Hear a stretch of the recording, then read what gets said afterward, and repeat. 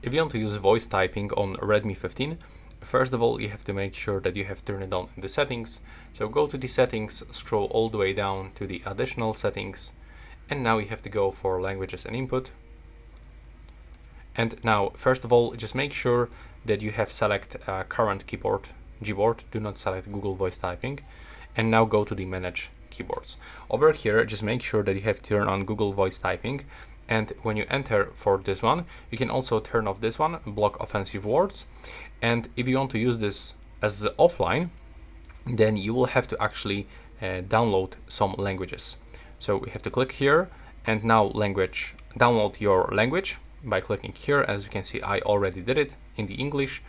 Now we have to go back from this one and go to the Gboard. Now over here, we'll have to go into the voice typing. We have to also make sure that we turn it on.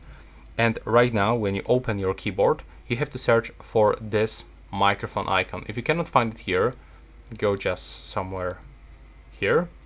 And now let's check if it works. Accept those permissions. Hello, what's your name? Now we can turn it off by clicking here, and as you can see, it's working properly. So that's how it works. Thanks for watching.